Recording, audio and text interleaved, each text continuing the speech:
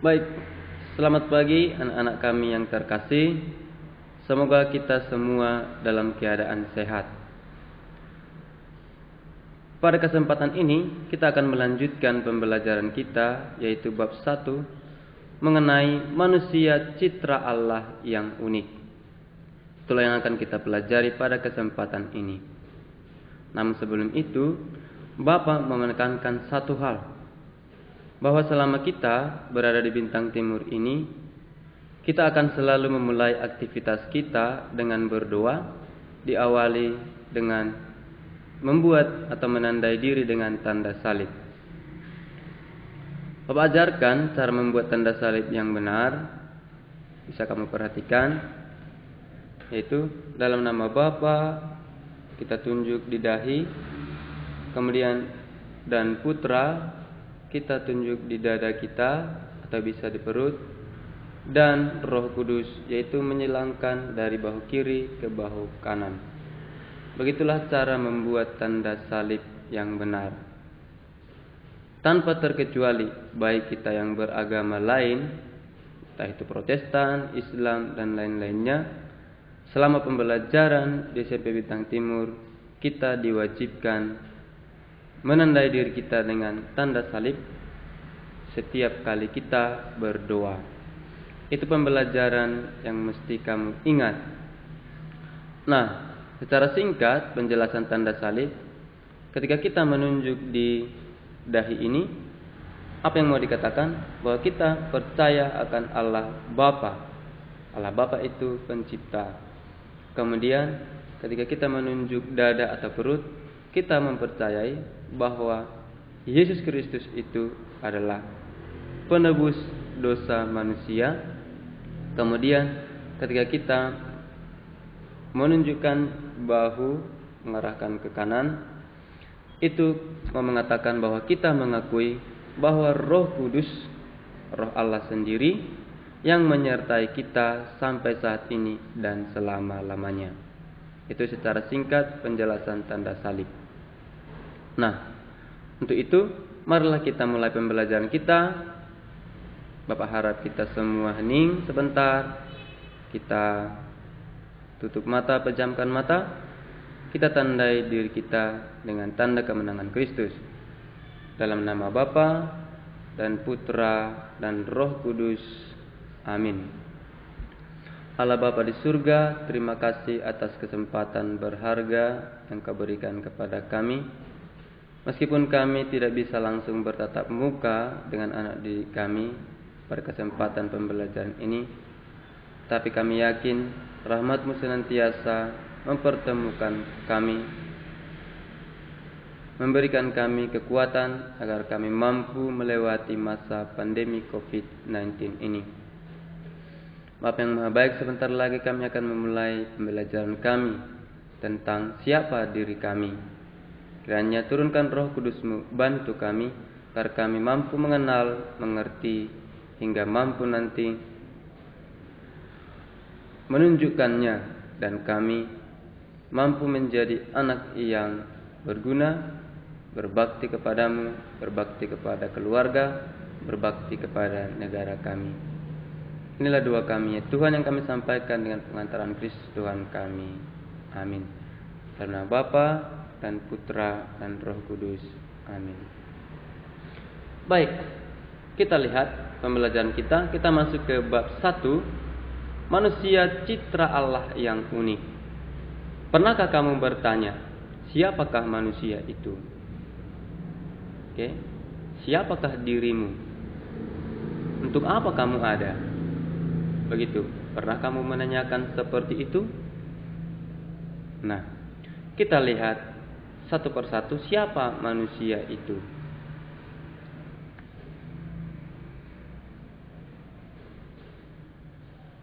Kita masuk ke bagian pertama.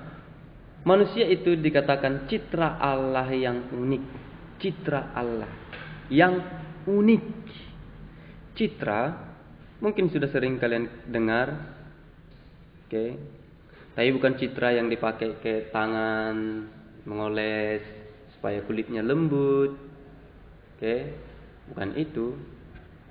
Tapi citra itu kita lihat Manusia dikatakan sebagai citra Allah. Nah, citra berarti gambaran, rupa ataupun wajah. Citra juga dikatakan gambaran yang menunjukkan identitas diri seseorang atau kelompok. Jadi mungkin pernah kalian dengar bintang timur, bagaimana citranya? Citra bintang timur itu di masyarakat ialah bahwa bintang timur adalah sekolah favorit. Itulah citra, gambaran. Jadi apa yang dimaksud dengan citra Allah, manusia citra Allah? Manusia sebagai citra Allah artinya manusia itu diciptakan segambar atau serupa dengan Allah. Dengan demikian, manusia sebagai tanda kehadiran Allah. Segambar atau serupa bukan berarti sederajat. Tapi citra mau mengatakan bahwa kita mirip dengan Allah. Entah itu dari tindakan, entah itu dari cara melangkah, entah itu dari perkataan, kita itu mirip dengan Allah. Di mana itu bisa kita lihat? Nanti bisa kamu buka kitab sucimu, kalau ada, kalau tidak ada usahakan. Yaitu Kejadian 1 ayat 26 sampai 28. Situ nanti digambarkan bagaimana Allah itu berencana menciptakan manusia sesuai dengan dirinya, gambarannya. Dan nanti diciptakannya manusia itu perempuan dan laki-laki. Kemudian nanti akan diberikannya tugas kepada manusia. Itu seputaran arti manusia citra Allah. Manusia citra Allah intinya bahwa kita segambar atau serupa dengan Allah. Baik, kita lanjut. Kita mau melihat manusia makhluk yang unik. Tadi judulnya manusia citra Allah yang unik. Tadi sudah kita lihat manusia citra Allah apa artinya. Sekarang manusia makhluk yang unik. Apa arti unik?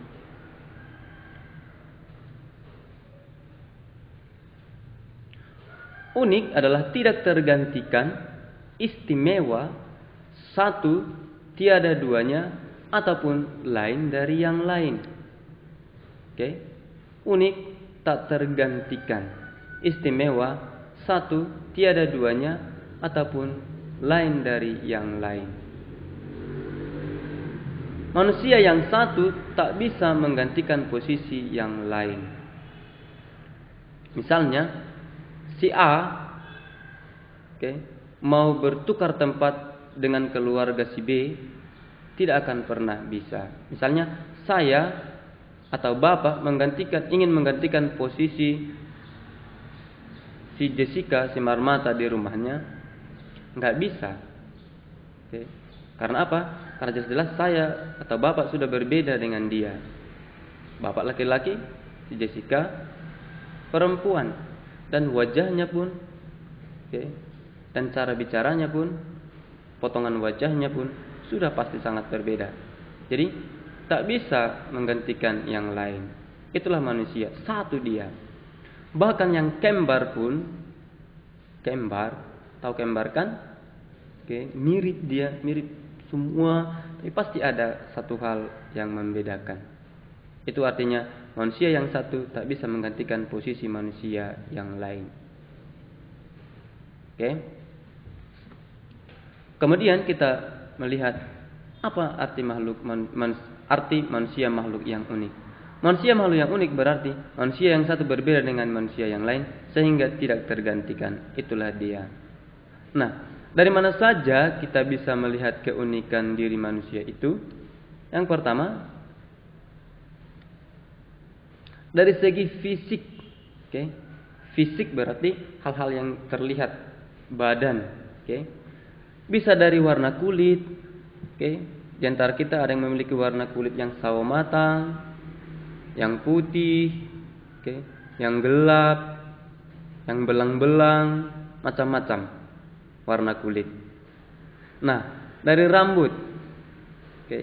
Ada rambut yang lurus, ada rambut gaya sapu ijuk, ada rambut gaya Indomie. Oke. Kalian pasti tahu apa yang Bapak maksudkan.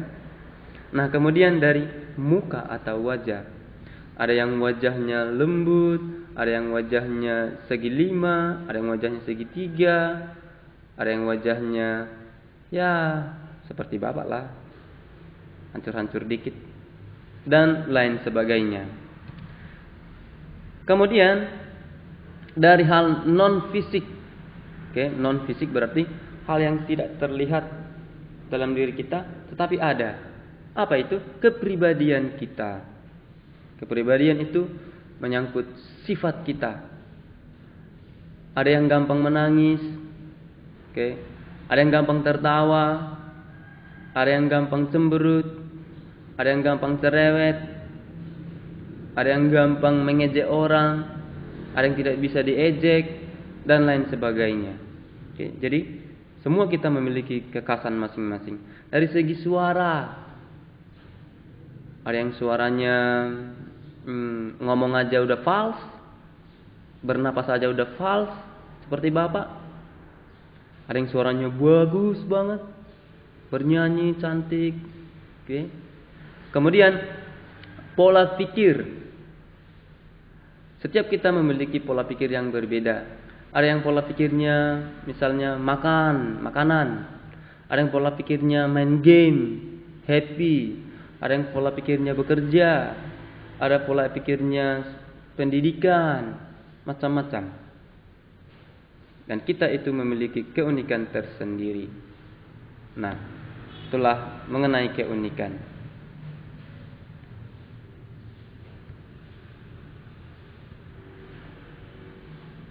Manusia memiliki keunikan tersendiri. Oke. Ini bisa kamu lihat. Nah, coba amati. Tak ada yang sama di situ. Oke. Semua memiliki potongan postur tubuh yang berbeda.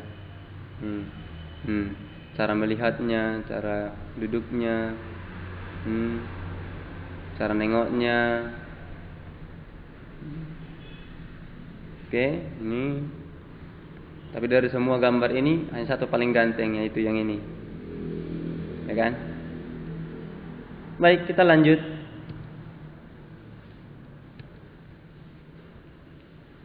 Lalu, apa konsekuensi?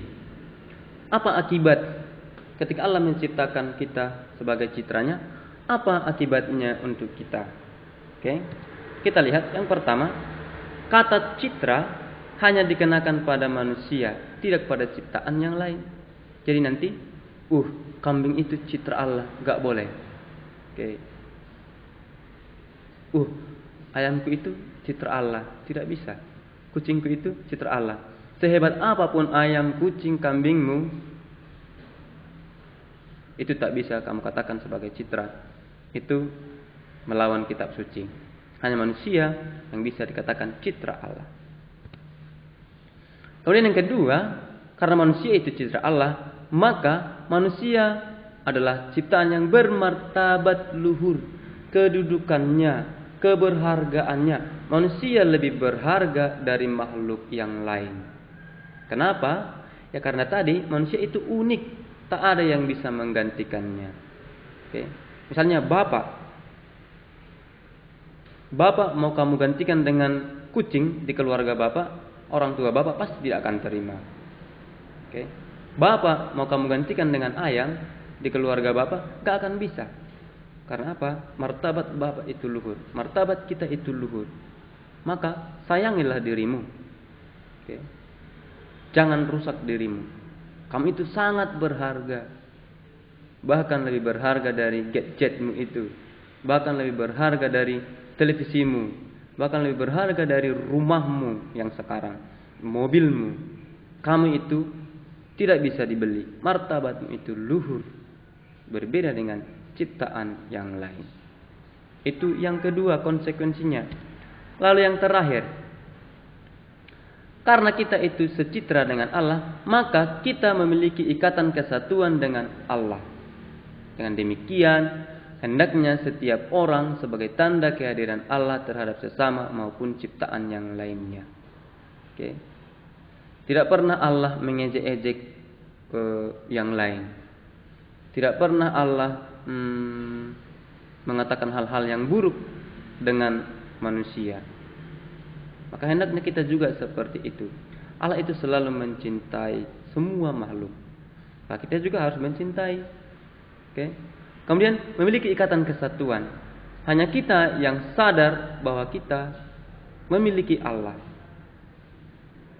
Atau enggak tahu Bapak, mungkin pernah kau lihat misalnya kucing berdoa. Enggak bisa kan? Atau ayam pergi ke gereja. Enggak bisa kan? Enggak pernah kan? Atau anjing misalnya berdoa rosario, membuat tanda salib. Tidak bisa. Kenapa? Karena mereka itu tidak memiliki ikatan kesatuan. Oke. Tidak memiliki kesatuan dengan Allah. Baik, itulah dia konsekuensi sebagai citra Allah. Kemudian kita lanjut. Mungkin yang terakhir. Mungkin kalian sudah bosan. Ya sabar ya.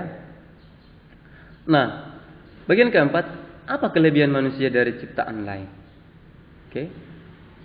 Sedangkan dengan sesama tadi kita sudah unik. Oke. Tidak bisa saling menggantikan. Apalagi dengan ciptaan lain? Apa sih kelebihan kita dari ciptaan lain? Nah, kita lihat yang pertama. Manusia itu memiliki akal budi, pikiran atau rasio. Oke, manusia itu memiliki akal budi, pikiran atau rasio. Sedangkan makhluk lain tidak memiliki itu. Nah, akibat manusia memiliki akal budi, maka manusia menyadari dirinya sendiri. Oke, kita sadar akan diri kita sendiri. Oke. Ini ada seorang filsuf, kawan Bapak dulu, hidup sekitar abad 17. Apa dikatakannya? Cogito ergo sum. Saya berpikir, maka saya ada. Saya sadar. Oke. Kita selalu sadar berada di mana. Oke. Oh, ternyata saya anaknya orang seperti ini. Oh, ternyata saya tinggal di rumah seperti ini. Oh, ternyata kami belajar di rumah sekarang karena pandemi COVID-19. Itu kita menyadari itu. Sedangkan ciptaan lain tak menyadari itu. Oke. Maka ayam, apa segala macam, anjing, mereka enggak malu kalau ya mereka tidak memiliki pakaian. Oke. Hanya kita yang malu kalau kita tidak berpakaian. Ya kan? Yang kedua, mengerti dan menyadari semua yang ada di luar dirinya. Oh, selain saya ada ternyata orang lain. Ada ternyata benda lain, ada ternyata makhluk yang lain. Oke. Kemudian manusia dapat mengembangkan diri, membuat riwayat dan sejarah hidupnya. Kamu dapat mengembangkan dirimu, mulai dari anak kecil kau masih mengatakan mama, papa, papa. Oke. Mamam, mau bilang makan mamam. Sekarang kamu sudah cerewet luar biasa. Oke. Mulai dari kamu tidak bisa berjalan, kamu sekarang sudah bisa, bahkan ya manjat-manjat dan lain-lain sebagainya. Itu artinya manusia dapat mengembangkan diri. Oke. Mulai dari tidak tahu membaca menjadi tahu banyak sekarang. Oke. Kemudian kenapa juga kita masih bisa tahu tentang ya para pahlawan zaman dahulu, misalnya Soekarno. Kenapa itu bisa kita tahu? Ya karena ada ini, riwayat. Ada yang menuliskan riwayatnya. Oke. Atau ada yang kalian yang tahu riwayat ya binatang misalnya peliharaan kalian 10 tahun sebelumnya? Ada yang tahu itu? Ada yang pernah menuliskan riwayat kucingnya misalnya? Gak ada kan? Nah manusia, entah itu terkenal atau tidak terkenal, pasti ada riwayatnya. Jika dia meninggal, nanti akan dibacakan. Oke, begitulah dia. Itu kelebihan manusia. Kenapa itu ada? Karena memiliki akal budi, pikiran atau rasio. Kemudian manusia memiliki daya cipta. Oke. Ada kalian pernah saksikan misalnya seekor burung membangun rumah megah? Nggak ada itu. Atau misalnya kucing membangun kolam renang? Tak ada itu. Hanya manusia yang memiliki daya cipta, bisa menciptakan gadget, menciptakan lampu, menciptakan semuanya. Oke, itulah dia. Kita lanjut. Kehendak bebas. Manusia itu memiliki kehendak bebas. Nah, karena manusia memiliki kehendak bebas, maka manusia bisa menentukan hidupnya. Oke.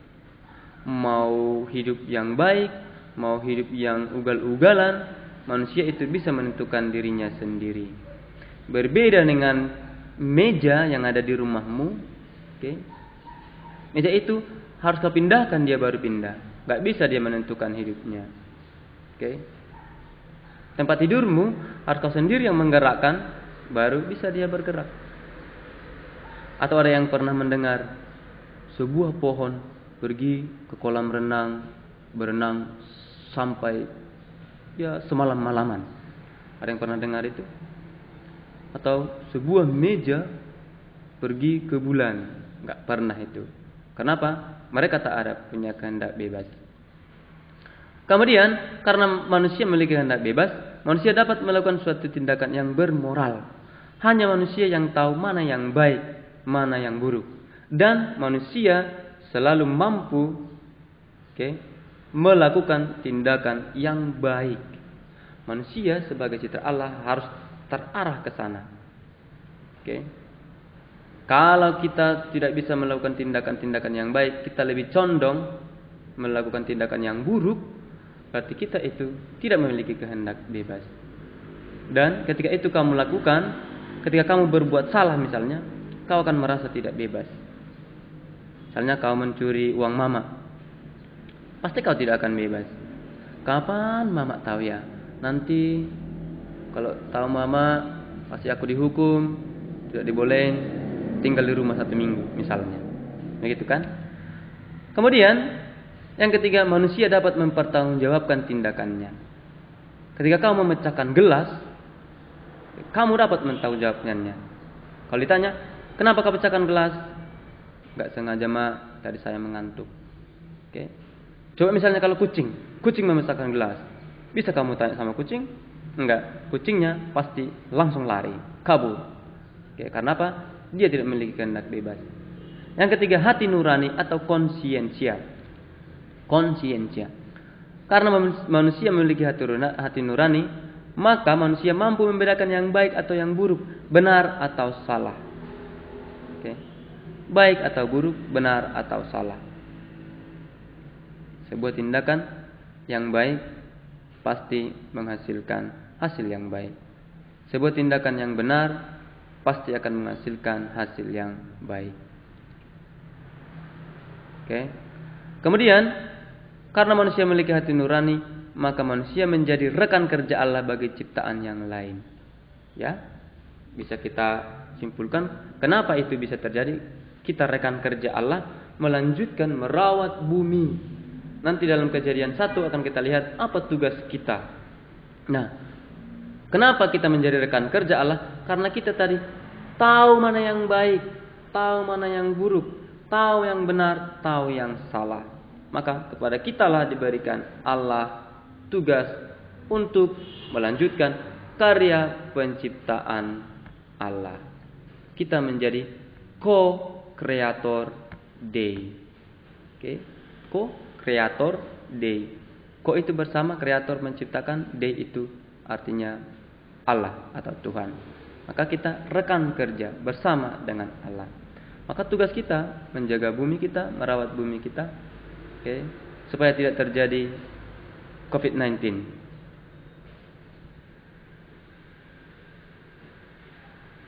Nah, kita masuk ke bagian terakhir. Ini tambahan saja. secara filosofis. Oke, apa itu? Siapa manusia itu secara filosofis? Apa arti filosofis? Nanti itu menjadi tugasmu. Apa arti filsafat? Filosofis berasal dari kata bahasa Yunani. Itu akan kamu cari sendiri. Tak usah Bapak jelaskan sini karena terlalu panjang videonya. Nah, secara filosofis manusia dikatakan adalah makhluk multidimensi. Multi, oke, berarti tidak hanya satu dimensi. Dimensi manusia itu tidak hanya satu. Apa saja itu? Kita lihat satu persatu. Nah, yang pertama dimensi manusia itu dimensi badan jasmani. Badan jasmanimu ini membuat dirimu menjadi kelihatan, membuat Bapak nampak di video ini. Kenapa? Karena Bapak punya badan. Kalau tidak ada badan Bapak, ya Bapak menjadi setan dong, gentayangan. Oke. Itulah secara filosofis. Jadi badan kita ini ada fungsinya. Maka jangan kau rusak badanmu itu. Kemudian memiliki jiwa, pikiran yang berkembang. Oke. Jiwa itu adalah pikiran kita. Kenapa bisa kita tahu? Misalnya kehidupan kita, ya ketika masih kecil kita bisa semua ingat. Kita ingat semua apa yang terjadi dahulu. Kenapa itu bisa? Ya, karena kita memiliki jiwa, pikiran yang berkembang. Kenapa kita mampu dari tidak tahu membaca menjadi mampu membaca, terus berkembang sangat luar biasa? Itu karena kita memiliki jiwa atau pikiran. Oke. Kalau bahasa sehari-hari otak katanya. Tapi secara filsafat jiwa. Oke. Kemudian yang terakhir, roh. Roh itu yang menghidupkan badan kita ini. Kalau roh kita sudah pergi, maka badan kita akan menjadi mati, menjadi bangke, menjadi busuk. Oke. Jadi roh itu menghidupkan kita. Nah, di sisi lain juga badan membuat kita menjadi makhluk yang terbatas. Oke. Karena Bapak memiliki badan, maka Bapak menjadi makhluk yang terbatas. Oke. Atau ada yang bisa membuat badannya satu di rumah, badannya satu di sekolah, badannya satu di gereja? Nggak bisa kan? Oke, jadi badan kita ini terbatas. Berbeda dengan roh, secara filosofis, roh itu sifatnya tidak terbatas. Jadi rohmu itu sifatnya tidak terbatas. Buktinya bagaimana? Nah sekarang coba pejamkan matamu. Coba pejamkan. Kemudian bayangkan kamu pergi ke Sujuya makan KFC. Bisa kan? Kemudian bayangkan kamu pergi ke Danau Toba berenang sampai puas. Kemudian bayangkan kamu terbang ke Jakarta. Oke. Kemudian kamu jumpa dengan artis Judika Sihotang. Jumpa dengan Admes Kamaleng. Bisa kan? Nah, sekarang kamu terbang dari Jakarta kembali ke rumahmu. Nah, pasti bisa. Itu mau mengatakan bahwa kita sekaligus makhluk yang tidak terbatas. Badan kita memang terbatas, tapi roh kita tidak terbatas. Ketiga-tiganya, badan, jiwa, dan roh ini saling menyatu, saling melengkapi. Nah, itulah manusia. Oke, sampai di sini pembelajaran kita. Kita sudah melihat bahwa manusia itu citra Allah yang unik. Apa konsekuensi sebagai citra Allah? Kemudian apa perbedaan kita dari makhluk yang lain?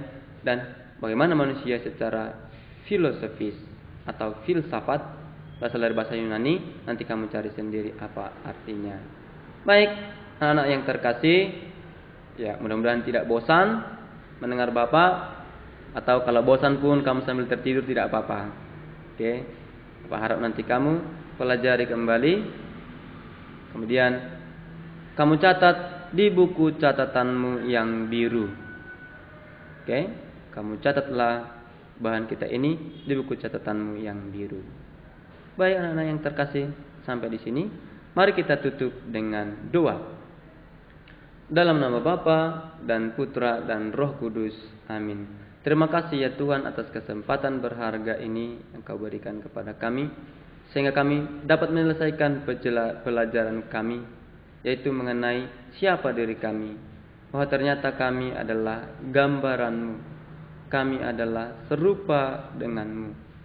Semoga ya Bapa, hari demi hari kami semakin mampu meniru Engkau, Allah yang maha baik. Dalam diri Yesus Kristus, Engkau menebus kami dari segala dosa dan kesalahan kami.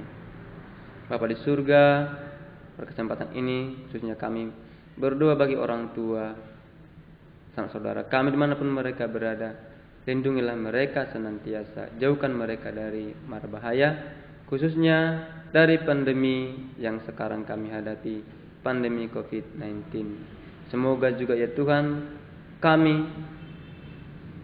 dengan cepat atau lambat bisa bertemu dengan teman-teman kami di sekolah tercinta kami, SMP Bintang Timur.